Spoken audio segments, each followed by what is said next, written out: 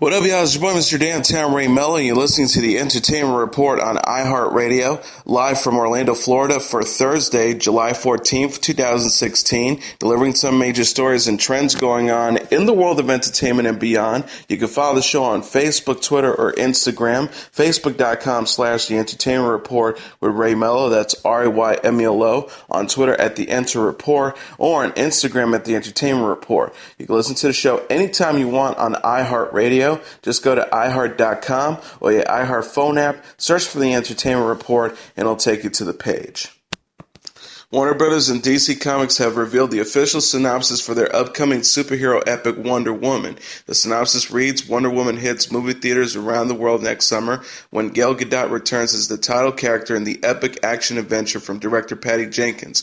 Before she was Wonder Woman, she was Diana, Princess of the Amazons, trained to be an unconquerable warrior. Raised on the sheltered island paradise when an American pilot crashes on their shores and tells of a massive conflict raging in the outside world, Diana leaves her home, convinced she can stop the threat. Fighting alongside man in a war to end all wars, Diana will discover her full powers and her true destiny.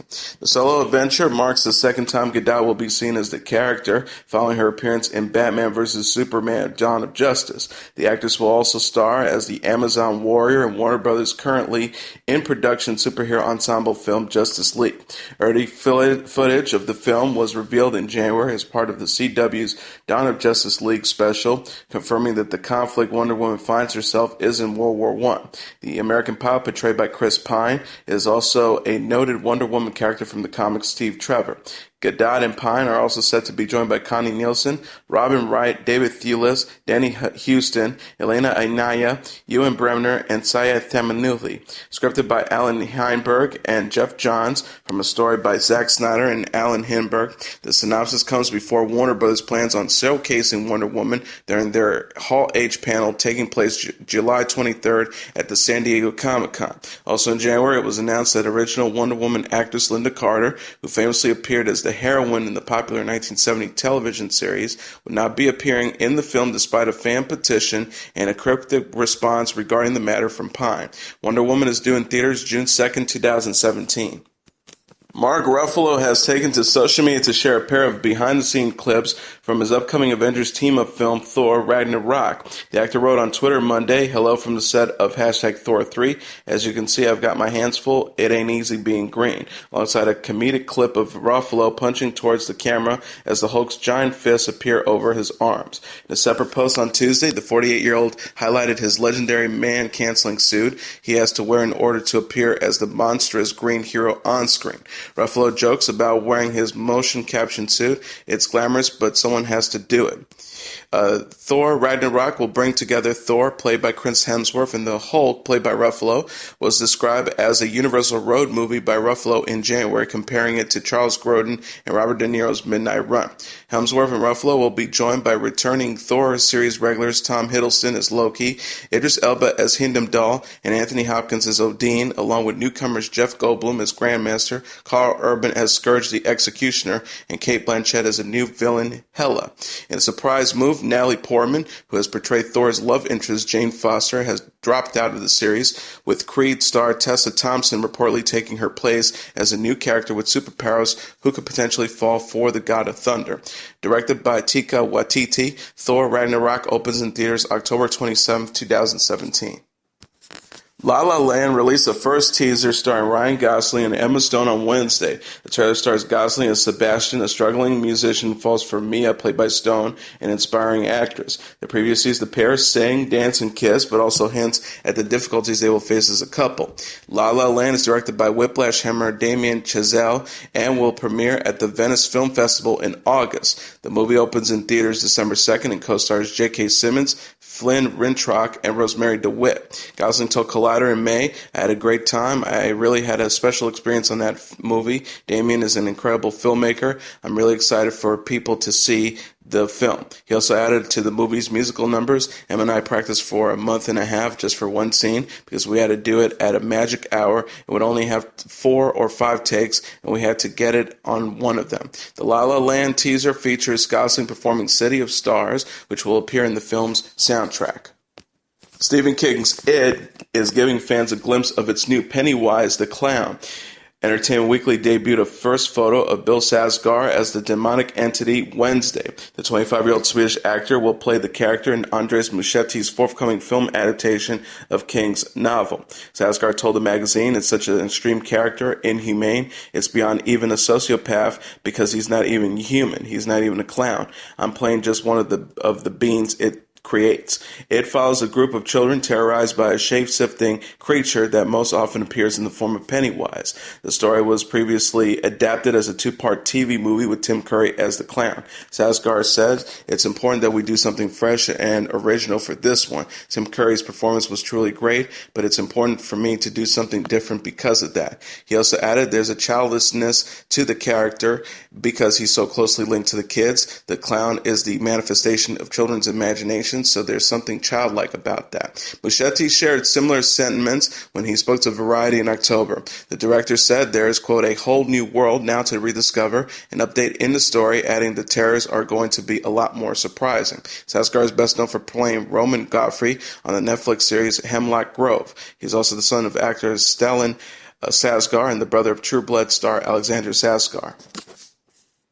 Fox and Marvel are teaming up for a new X-Men television series pilot. According to Variety, the currently in-development project from Burn Notice writer and creator Matt Nix will focus on two ordinary parents who are on the run from the government after it's discovered their children has mutant powers. Once they join up with an underground mutant resistance, they begin to fight back in order to survive. The untitled series will be co-produced by 20th Century Fox and Marvel Television, with X-Men film helmers Bryan Singer and Simon Kinberg set to executive produce alongside Lawrence Schiller, Jim Chowery, and Marvel head of television Jep Lowe. Dave Mann, president of entertainment at Fox, said in an official statement, "Developing a Marvel property has been a top priority for the network. We are so pleased with how Matt Nix has led us into this thrilling universe. There's comic book adventures, emotional and complicated relationships, and rich existing mythology from which to draw.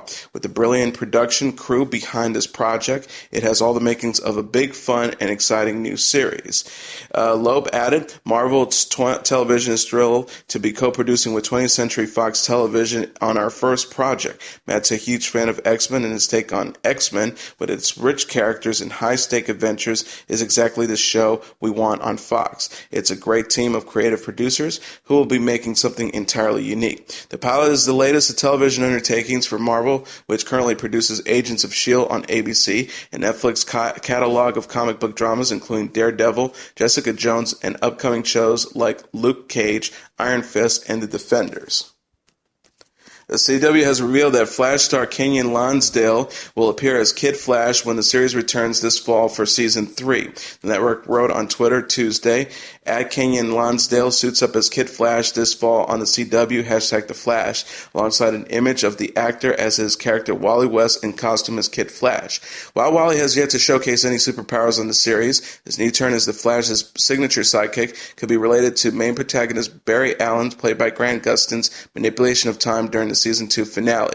The Flash returns for Season 3 starting on October 4th. Recently, Harry Potter alum Tom Felton joined the cast of the superhero drama as character Julian Dorn, a crime scenes investigator at the Central City Police Department who becomes suspicious of Barry. The Flash will be joining the CW's three other DC comic-centric shows, Arrow, Legends of Tomorrow, and Supergirl, for a special crossover episode in December that CW President Mark Pedowitz describes as our biggest ever. The evil, sadistic stand-during Führer Hans Landa in Quentin Tarantino's Inglourious Basterds is the best character the uber-famous director has ever created, he said, and he doubts he can ever top him. Speaking during the Jerusalem Film Festival this week, Tarantino also says he plans to write just 2 more movies, Variety said.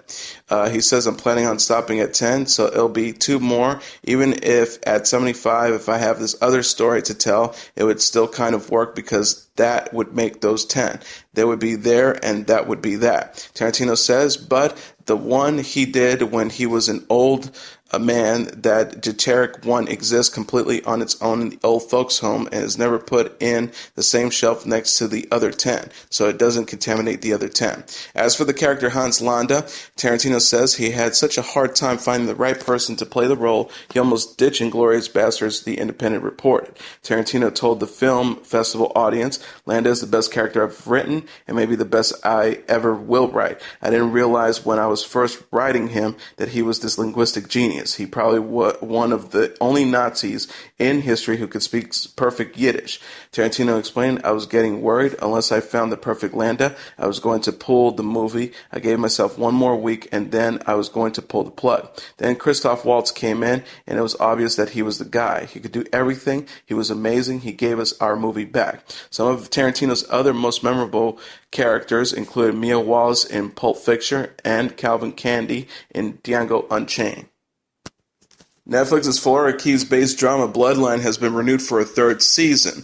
The streaming giant's Bloodline Twitter account Wednesday, alongside an image of a truck driving down a road, read, "Just drive, but Bloodline will return in 2017. Series regulars Kyle Chandler, Sissy Spacek, Ben Mendelsohn, Linda Cardinelli, and Norbert Leo Butz are all expected to return for a new 10-episode season starting in 2017. The series, which focuses on the dysfunctional Rayburn family, first premiered on Netflix in 2015 and was created by Todd A. Kessler, Daniel Zellman, and Glenn Kessler. VP of Original Content at Netflix, Cindy Holland, said to Deadline, Todd, Daniel, and Glenn have created a riveting family saga featuring one of the most talented ensembles in the history of television. We can't wait to see what the next chapter holds for the all-too-humane Rayburns. In a related story, Netflix says it has ordered 20 episodes of the half-hour multi-camera comedy series Disjointed, starring Emmy and Oscar-winning actress Kathy Bates. The workplace comedy is from Chuck Lorre and David Javerbaum, who serve as executive producers and writers. Bates plays a lifelong advocate for legalization who's finally living her dream as the owner of an LA area cannabis dispensary, the streaming service said in a press release Wednesday. It also says joining her are 3 bud tenders, her 20-something son, and a deeply troubled security guard. All of them are more or less constantly high. Blake Lively says her second pregnancy has proved smoother than her first. The 28-year-old actress revealed as much on Wednesday's episode of Live with Kelly. Lively, who is already mom to daughter James, is expecting again with husband Ryan Reynolds. She said, I feel so good. A lot faster. You'll get bigger faster too, which has been really nice trying to fit into clothes strategically. Lively and Reynolds married in 2012 and welcomed James in December 2014. The actress shed much of her baby weight while filming her latest movie, The Shallows, a thriller that sees her in a bikini. She says shooting started 10 months after James's birth. That movie was an athletic event as much as it was an acting job because they didn't hire a stunt double until the last 2 weeks. It was just insane underwater stunts. Lively has shared a baby bump photo Tuesday, writing, trying to look super fly and casual like at Rosie H.W. always does in her outfit pics. She recently discussed her family with USA Today, saying she and Reynolds prioritize family over their careers. The star said, we both give up projects that we really love because we can't keep our family together. People often think their career is something that they have to chase and maintain, but for us, we said, let us always chase and maintain our personal life. She also explained, there is a career that's like the stock market, when you got to stay hot while you're hot, but your family, that's the real thing that gives you security and success and happiness. Lively will star in Cafe Society with Kristen Stewart, is also slated for All I See Is You with Jason Clarke. Reynolds, meanwhile, will appear in The Hitman's Bodyguard with Samuel L. Jackson. Martha Stewart is changing it up, working to connect with the newer generation, the millennials. 10 years later that many Americans retire, Stewart sold her once multi-billion-dollar business in December of 2015 for a mere $353 million, the price of its stock less than the purchase price for Martha Stewart oven mitt at Macy's, Luxury List NYC reported. The company Martha Stewart Living Omni Media Inc. was purchased by Sequential Brands Group Inc., whose brands include Jessica Simpson and Avia. Shares of the home decor company rose 37% in 2 days amid reports of the takeover. Stewart is now Chief Creative Officer at Sequential Influential Brands Group, a significant shareholder in the company, and sits on its board of directors. She is working for a CEO half her age and is often seen with controversial celebrities and artists. Idai Schmidman, the 35, the Sequential CEO, says Martha Stewart connects with people of all ages, from millennials to boomers, you name it. She's here to teach smart, stylish, and functional solutions to help everyone live better. Stewart says, I think every business is trying to target millennials, but who are millennials? Now we are finding out that they are living with their parents. She also added they don't have